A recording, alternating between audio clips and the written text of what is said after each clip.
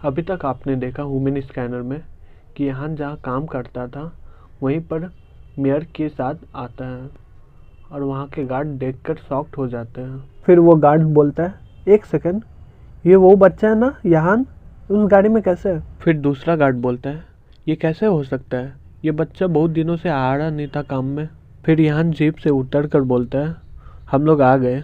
फिर यहान अंदर आता है तो एक आदमी बोलता है, तुम इतने दिनों से कहाँ पर थे? डायरेक्टर वैंग तुम्हारे लीव को रिजेक्ट कर दिए और तुम्हें निकाल भी दिया है। तुम्हारी बहन तुम्हारे वजह से सज़ा भुगत रही है, जाओ देखो ऑफिस में है वो। फिर यहान हंसते हुए बोलता है, चिंता मत करो, मैं यहाँ पर रिज़ाइन करने आया हूँ।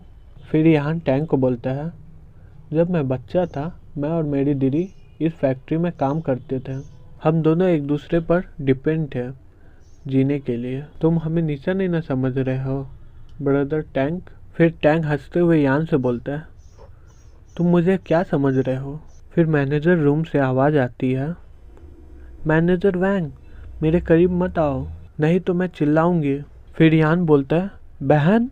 मैनेजर रूम में यान की बहन थी। फिर वो बोलती है, नहीं मत करो। फिर मैनेजर बोलता है, अगर तुम चिल्लाई तो तुम दोनों यहाँ से निकाले जाओगे, तब तुम दोनों रोड पर ज़िंदगी बिताना। फिर वो बोलती है, तुम बहुत ख़राब हो, मैं रिपोर्ट करूँगी फैक्ट्री डायरेक्टर को। फिर वो मैनेजर बोलता है फैक्ट्री डायरेक्टर तो मेरा भाई है, इसका कोई मतलब नहीं है, तुम हार मान लो और जैसा मैं कहूँ वैसा करो। फिर वो बोलती है, नहीं। फिर यहाँ गेट तोड़ते हुए बोलता है, तुम मुझसे दूर हो जाओ, तुम्हारी हिम्मत कैसे हुई मेरी बहन के ऊपर हाथ डालने की, मैं तुम्हें मार डालूंगा। फिर यहाँ एक लात से उस मैनेजर के मुंह से खून निकाल देते हैं। फिर यहाँ अपना जैकेट उतार कर उसके बहन को ढक देता है और बोलता है, तुम ठीक हो क्या? वो बोलती है, हाँ मैं ठीक हूँ। फिर वो यहाँ से बोलती है, तुमने मैनेजर वैंग को क्यों मारा यान?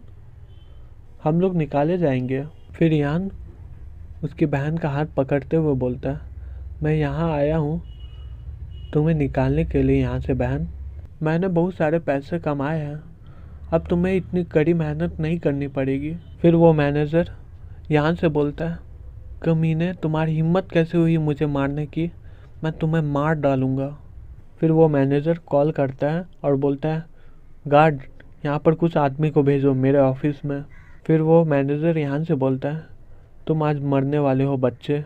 फिर वो यहाँ से बोलती है, भागो यान, मैं इसे उलझाती हूँ।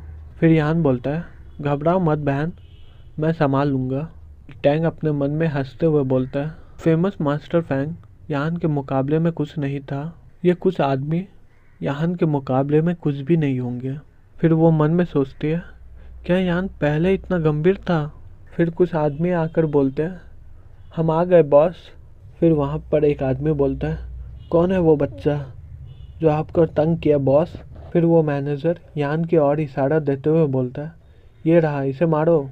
फिर वो लोग यान की ओर हमला कर देते हैं और बोलते हैं, चलो इसे ऐसे सबक सिखाए कि ये कभी भूल ना पाए। तुम बच्चे, मैं तुम्हें ज़्यादा तंग नहीं करूँगा, अगर तुम नील डाउन होकर अपनी जान के लिए भीख मांगो।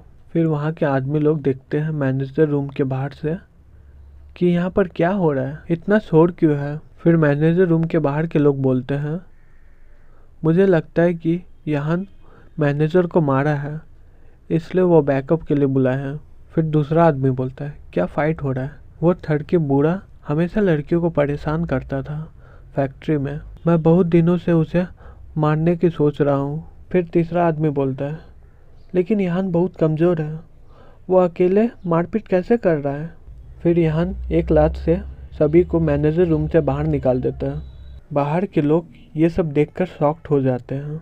फिर यहाँ अपने पॉकेट में हाथ डालकर बोलता है, बहुत सारे कमज़ोर लोग हैं। वो तीनों शॉक्ड हो जाते हैं और उसमें से एक आदमी बोलता है, मैं सही में कोई सपना देख रहा हूँ, ये क्या हो रहा है? यहाँ अकेले पूरे स्क्वाड को कैसे मार लिया? ये यहाँ है जो रोंदू बच्चा था, वो इतना स्ट्रांग कैसे हो गया? फिर वो सोचती है, यहाँ इतना स्ट्रांग कैसे बन गया? फिर यहाँ सोचता है, मैं कुछ मार्शल आर्ट सीखा हूँ, जिसमें मैं मास्टर हो गया हूँ। यान को जो सिखाया था वो बोलता है मुझे तुम्हें सिखाने के लिए कुछ नहीं बचा। फिर वो मैनेजर वहाँ से चुपके से भागते हुए सोचता है ये अच्छा रहेगा मैं यहाँ से भाग जाऊँ। फिर यान उस मैनेजर को भागते हुए देख लेता है और वो जाकर वॉल में मुक्का मारता है।